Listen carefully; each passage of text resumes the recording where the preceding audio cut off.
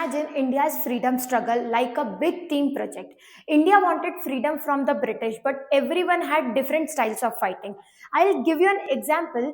Just like in your classroom, some students solve problems peacefully, some raise their voice strongly, some lead the team, some work silently in the background. Similarly, in the national movement, many groups work together. These groups are called different strands within the movement. First is moderates. They were the peace lovers. Dadabhai Naroji and the Gopal Krishna Gokhale. What was their style? Let's talk politely and request our rights. What they did, they wrote petitions, they held the meetings, they requested the reformers peacefully. Simple language, I can tell you, yeah. To remember, moderates is equal to soft and calm leaders. Second one was extremists. They were the powerful voices. Bal Gangadhar Tilak, what was his style? Freedom should be demanded strongly. They boycotted the British goods. They encouraged the Swadeshi movement, inspired people with powerful speeches. Extremist is equal to angry patriots ready for action. Third is about the revolutionaries. Revolutionaries is what? They were the brave fighters. Bhagat Singh and Chandrasekhar Azad was the one. What was their style? If needed, we will sacrifice our life for India. What they did? They fought bravely against British rule. They inspired the youth with courage and patriotism. Simple language we can say is revolutionaries is equal to fearless heroes. Gandhian phase, power of truth and non-violence. Mahatma Gandhi said, fight without violence. What was his main idea? His main idea was truth, non-violence, and unity among people.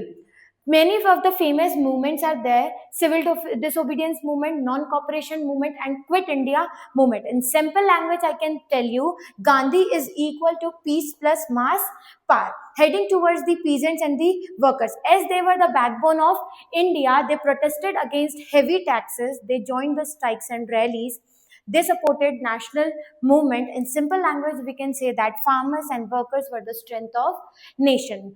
Last but not the least, the women participation. They were the silent warriors. Sarojini Naidu was the one. She fought with her speeches. Women also led the protest. They boycotted the British goods. They motivated the people to join the struggle. Simple language, we can say women is equal to courage behind the revolution. But everyone had one dream: freedom for India. Many paths, one destination. Imagine a poor farmer works day and night but still remains hungry. His crops are taken away, taxes are increased, and suddenly one day the villagers decide, Ab bus. This is the story of rebellion in countryside. Today we will understand the most important topic of history, that is rebellion in countryside. And trust me, students, you will never forget this. What does this countryside mean? Countryside means villages, rural areas where farmers, tribals, and peasants lived. They all suffered because of British policies. Why, why did the rebellion start? The first reason is heavy taxes. Britishers demanded very high taxes from farmers. Imagine if crops failed due to rain or drought. Farmers still had to pay taxes. What was the result? Poverty, hunger, and anger. Second is exploitation by zamindars and lenders. Farmers borrowed money to survive, but money lenders charged huge interest. Slowly, land was taken away, farmers became helpless, villagers started protesting. And the third one is destruction of tribal life. Tribals demanded Tribals were being dependent on forest for food and living, but British forest laws stopped from entering forest. Now imagine someone suddenly saying you cannot enter your own home. Famous rebellions were Santhal Rebellion. Santhal Rebellion, the Santhal tribes fought bravely against British officers, zamindars, and money lenders. What was their message? We want freedom from exploitation. And the second one was Indigo Revolt. Indigo Revolt is what? Britishers forced farmers to grow indigo instead of food crops. Indigo gave profit to Britishers, but farmers had no food.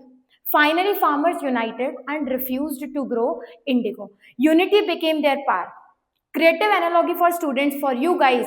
Think of it like this. Suppose your parents force you to study only one subject forever. No games, no mobile, no freedom. After some time, you will protest too. Yes, similarly, villagers also revolted when oppression became unbearable. The next topic is interpretation of Swaraj by tribal peasants. What did Swaraj really mean? Was it only freedom from the British for tribal people and peasants? Swaraj meant something much deeper. First is food in their homes, rights over forest, freedom from taxes and exploitation. Let's understand this in the simplest and most interesting manner. What is Swaraj?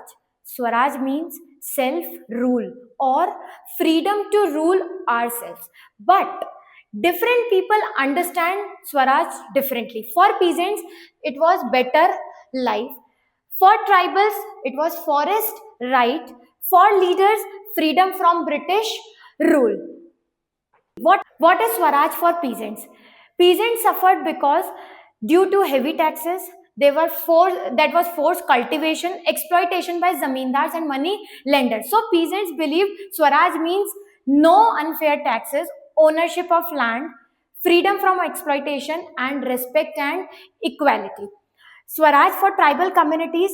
Tribals were deeply connected with forests, but British forest taxes stopped them from entering the forest. They took away hunting and farming rights. For tribals, Swaraj means freedom to use forest, protection of tribal culture, and right over natural resources.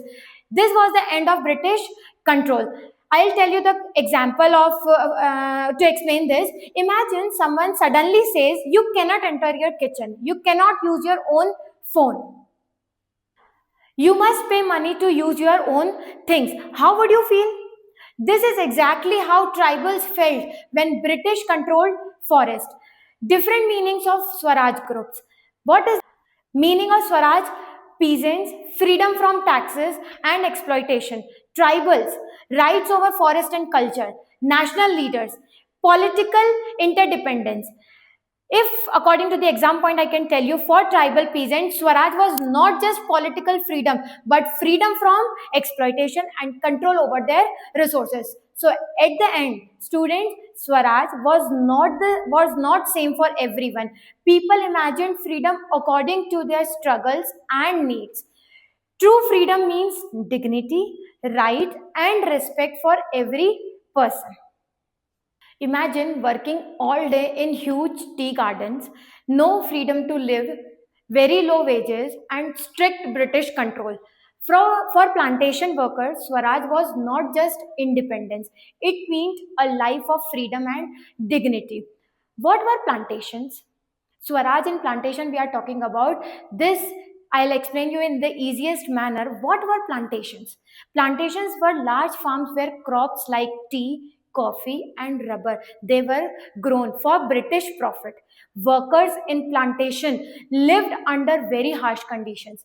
What were the problems? There were many problems of plantation workers. Workers suffered because of very low wages, long working hours, no freedom to move, poor living conditions, harsh treatment by British owners. Many workers were trapped and could not leave plantation easily. What did Swaraj mean for them? What did for plantation workers Swaraj meant? Freedom from British control. They want better wages, they want respect, they want dignity, they want right to move freely, they want better living conditions. They believed independence would improve their lives.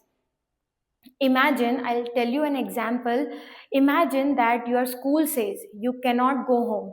You must work all day. You cannot make your own choices. Would you feel free? Of course not. That is how plantation workers felt under the British rule.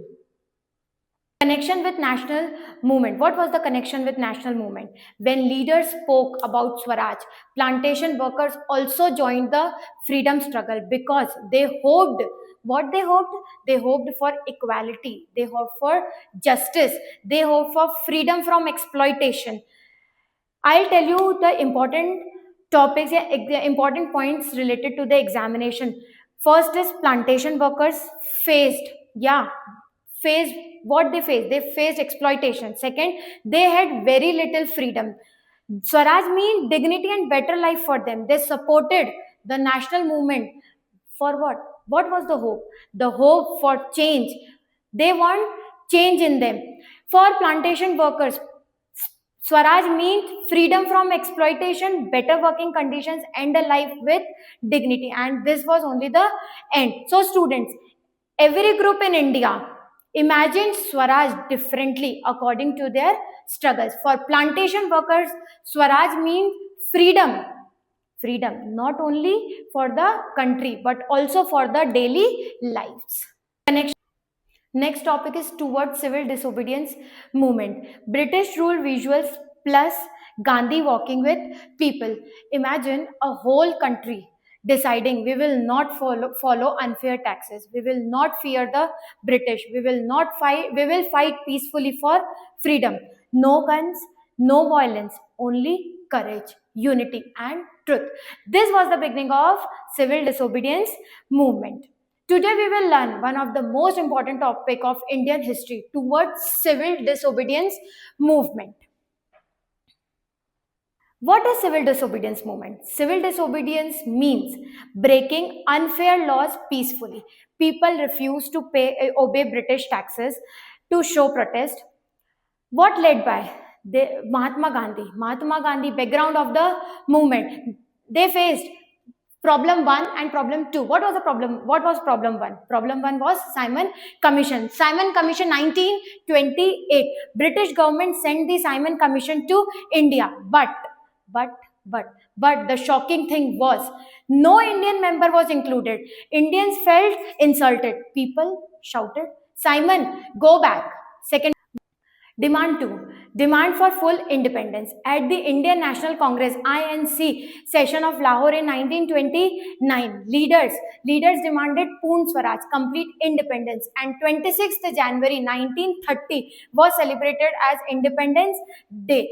Salt law, the salt law, that was the main reason. So students, think carefully. Salt is used by rich people, poor people, children, everyone, but British government put tax on salt. Even poor people had to pay the taxes on that basic salt. Gandhiji decided we will break the unfair law. So what Gandhiji did, he did Dandi March in 1930. Please understand, 1928, 29, and heading towards 1930, that was Dandi March. That was the beginning of Salt March. On 12th of March 1930, Mahatma Gandhi started the famous Dandi March from Sabarmati Ashram to Dandi in Gujarat.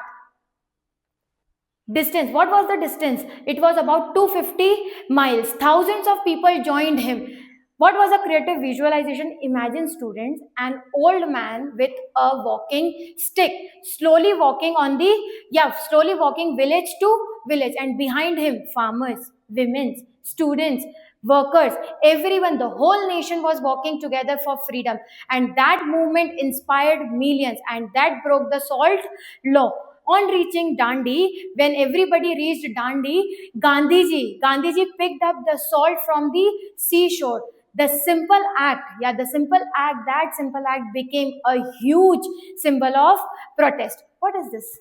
What was the meaning? We will not accept unjust British laws. This spread of the movement soon the movement spread across the India, and people who were being with Gandhiji, they broke salt laws, they boycotted foreign clothes, they refused the taxes, they protested peacefully. Role of the women. What was the role of the women?